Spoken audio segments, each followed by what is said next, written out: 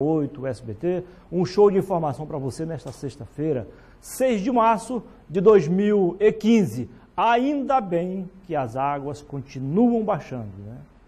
Porque o estrago é algo incalculável, né? Dizem que o Brasil perde anualmente cerca de 3 bilhões de reais com essas catástrofes, sobretudo com alagação. É hora de repensarmos, né? E não tomarmos mais medidas paliativas, e sim definitivas. O primeiro passo foi dado com a construção da Cidade do Povo e agora com a liberação de recursos para quase 1.000 moradias populares. Essas pessoas não podem mais voltar para morar, digo, praticamente no leito do rio. O rio se vinga, né? É a natureza reagindo. É ação e reação. É a famosa lei de Newton, né, meu amigo Boca? É isso mesmo. Muitas informações para você hoje. Eu quero começar o programa mandando um bom dia para o pessoal do 2º Distrito, que é a região mais afetada da cidade, o pessoal da Baixada da Sobral, né? Até o Tropical este ano foi atingido, viu, Boca? Lamentavelmente. Várias ruas do Jardim Tropical foram atingidas diretamente pela água do Rio Acre ou pela represa, né, do Igarapé São Francisco e os canais também. Lamentavelmente. 6h12 em Rio Branco. Bom dia também para você que mora no interior do Acre, de Bujari, de Quinari, de Porto Alegre, de Capixaba e também Plácido de Castro. Porto Acre, Boca, está debaixo d'água, viu? Provavelmente teremos entrevista aqui ao vivo com o prefeito Carlinhos Portela, do PSDB. Coisa lá não está fácil. Muito bem, gente. Em meio à crise, né, provocada pela enchente, a Polícia Civil dá um jeitinho de improvisar o atendimento ao público. Não pode parar de vez, né? A reportagem chega para você com o Paulo Roberto. A cheia do Rio Acre não afetou somente as famílias que residem na parte baixa da cidade. Vários órgãos da administração pública também foram afetados. A delegacia da 2ª Regional, todas as atividades foram transferidas para outro local. Neste prédio, funciona a 3ª Regional, que também já teve que ser feita mudança das atividades para outro setor do município. Justamente, tivemos 2 delegacias aí que foram afetadas pela enchente, né? A 2ª Regional e a 3ª Regional localizada na Sobral.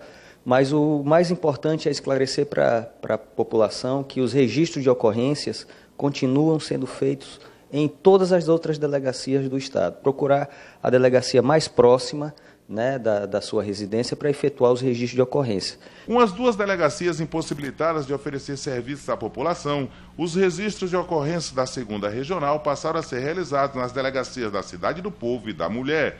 O trabalho é feito somente de investigação ou em caso de flagrante. Já os registros de ocorrência da 3ª Regional podem ser feitos na 4ª Regional de Segurança Pública, localizada no Conjunto Tucumã.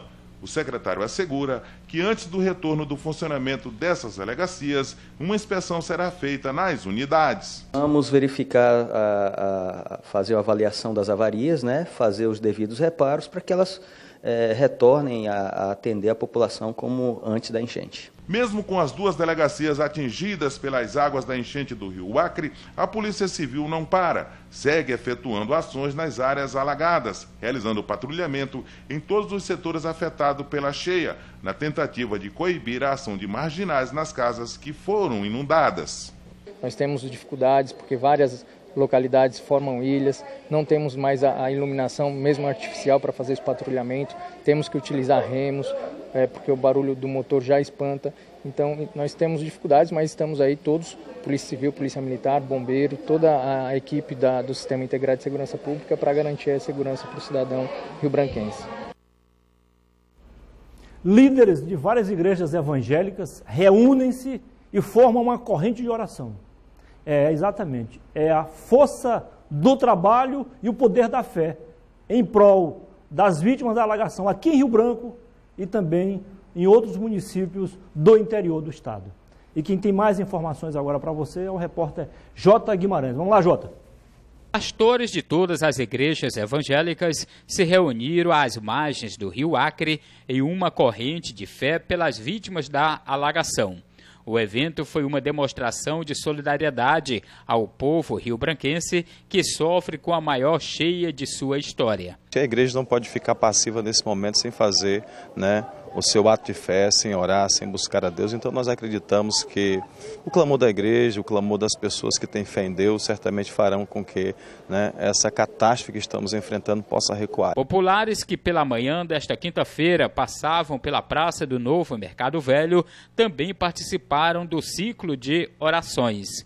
Cada pastor deixou uma mensagem de fé e pediu a Deus sabedoria para os governantes tomar decisões nesse momento de dificuldade na cidade. É um momento de oração, um momento de darmos as mãos, nos unirmos em oração, em súplica e principalmente ter o ato humanitário de ajudar uns aos outros. A gente precisa nesse momento de muita união, muito entendimento e compreensão.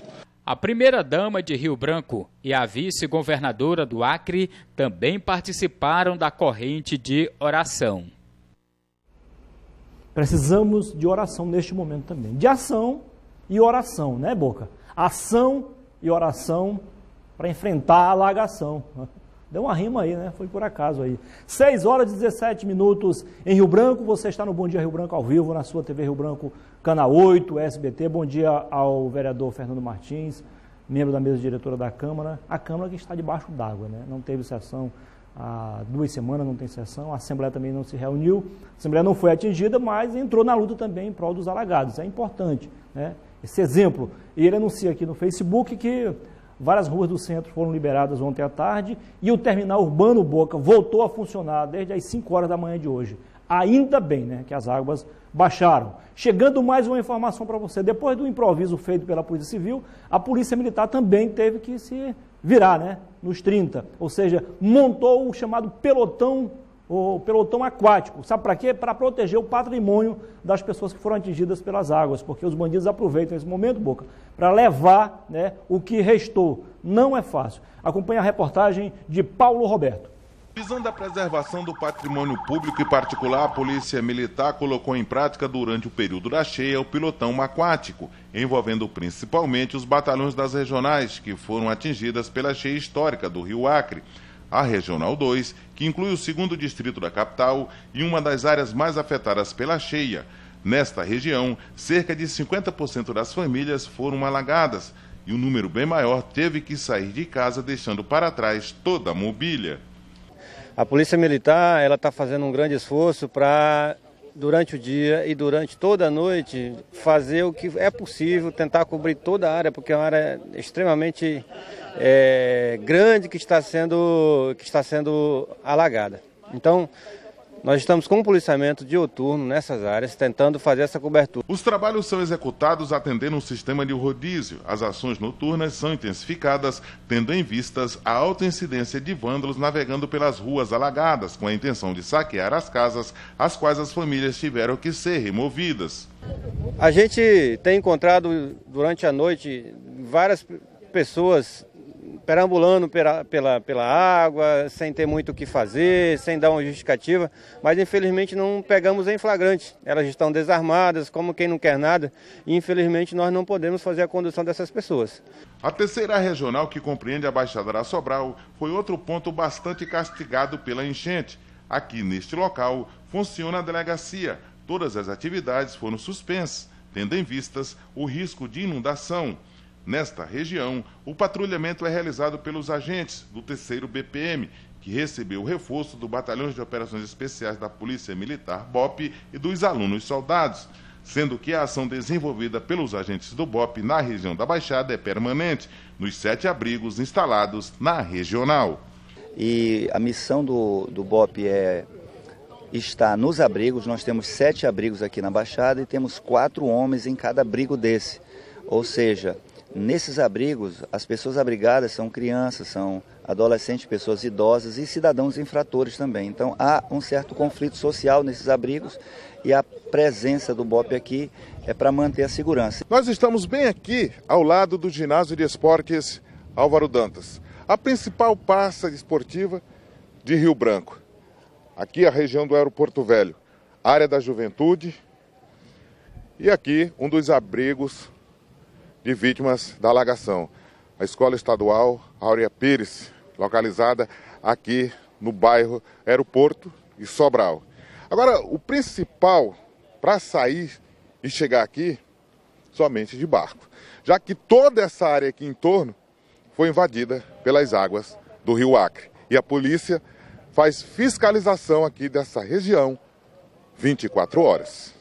Durante a noite nós temos verificado algumas tentativas de furto, de roubo por algumas pessoas que insistem ainda em prejudicar pessoas que já estão passando por situações críticas, né? De forma que nós estamos realizando em todas as áreas, tanto do 1º como do 2º e do 3º batalhão, patrulhamentos fluviais com policiais que estão durante a noite toda fazendo esse trabalho preventivo.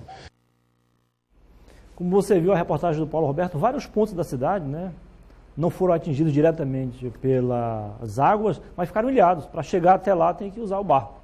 Não há outro meio, né?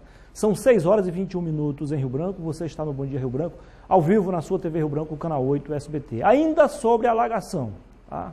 Moradores do Jardim Tropical, a área nobre de Rio Branco, e que jamais havia sido atingida pelas águas do Rio Acre, promovem churrasco em meio à inundação.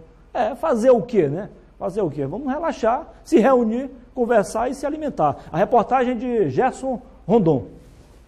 A enchente que atinge a capital acreana extrapolou qualquer estimativa e surpreendeu ricos e pobres. Locais nunca antes afetados agora estão debaixo d'água. É o caso da rua 10 de junho, no bairro Tropical. Bairro de classe média alta, aqui são dezenas de casas completamente alagadas. Na maioria, os moradores nada puderam retirar. Uns ainda permanecem dentro das casas. Outros subiram móveis em pontos mais altos. Diante do drama comum, eles não perdem o bom humor e a criatividade. Na rua alagada, a lixeira e os galhos das árvores submersas servem de apoio para as redes e malhadeiras. Assim puderam aproveitar os peixes como bodós e tamboatás. Conhecido como curió, o funcionário público José Olímpio é quem retira o peixe das malhadeiras. O pescado é preparado e consumido ali mesmo na rua. Na barraca improvisada, panelas ao fogo cozinham a caldeirada. Alguns são assados na brasa juntamente com a carne. Tudo dividido entre eles. Enquanto saboreiam o pescado e o churrasco, jogam dominó e conversam animadamente para passar o tempo. Seu José mora nessa casa verde há 28 anos. Ele conta que só conseguiu salvar as roupas e uma televisão, mas não perdeu o bom humor. Sempre animado, faz até piada com a situação. Foi Deus que mandou, o que a gente pode fazer, né? Foi Deus que mandou, o que a gente pode fazer, né? Então é só a gente ter fé em Deus que nós vamos conseguir. Todo mundo vai conseguir as coisas boas que Deus vai trazer e pronto, né? É isso que eu quero dizer para vocês.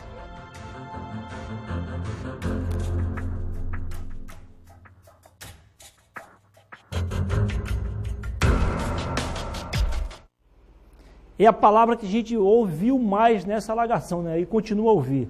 Aqui a água nunca tinha chegado, viu, Boca? Sempre diz assim, nunca a água chegou aqui.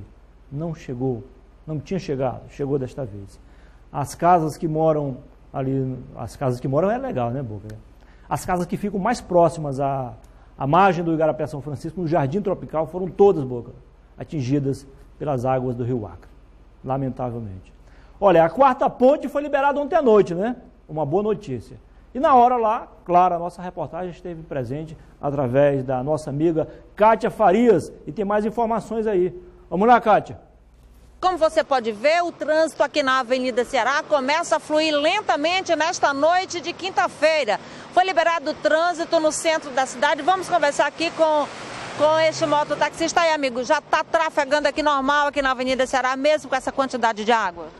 Tem que arriscar, né? A gente trabalha à noite, mototaxista é um grande risco, mas a gente não pode deixar também de atender nossos clientes. Você passou aí 3 dias aí com esse trânsito aqui interditado. Qual foi a tua margem de perda de arrecadação? Olha, a gente que trabalha, a gente tem certa perda, mas os clientes geralmente, os nossos clientes que trabalham na rádio, eles geralmente ligam mesmo assim. Sempre ligam, sempre procuram o nosso trabalho e não deixam de...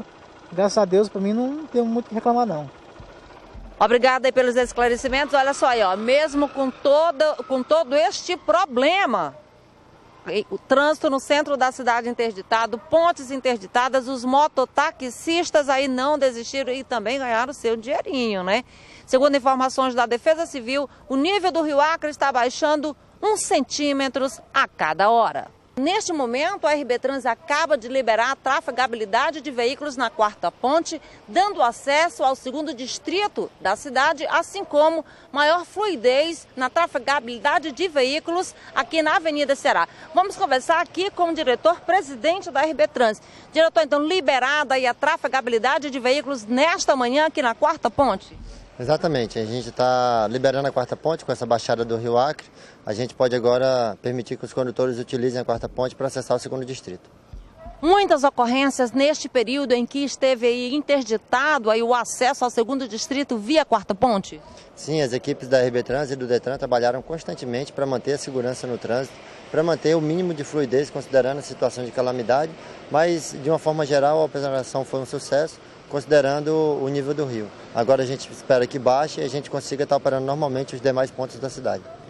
A trafegabilidade foi liberada. Cuidados que o condutor deve ter neste momento? Ainda existe uma água sobre a pista, então é interessante que o condutor reduza a velocidade, passe com tranquilidade, porque alguns pedestres também estão transitando, além de não afetar as residências que se encontram aqui nesse trecho da rua.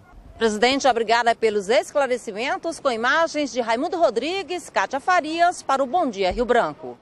Pois é, e a Kátia aproveitou para falar também sobre o assunto com o diretor-geral do Detran, o Gemil, né? Conversou com o pessoal da RB Trans e também do Detran. Ele faz um apelo à população. Se não tiver negócio para resolver na Zona Central, é melhor ficar em casa por enquanto, tá? Porque a situação, apesar de tudo, ainda não foi totalmente normalizada, né, meu? Não foi totalmente normalizada.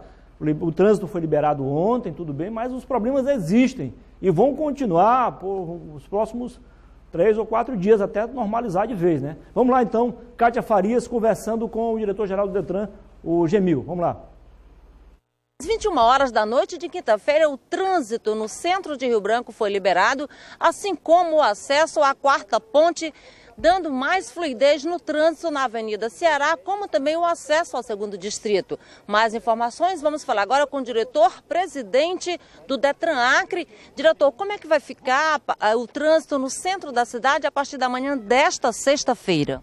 Nós já estaremos liberando o trânsito às 21 horas com parceria com a RB Trans e a Prefeitura.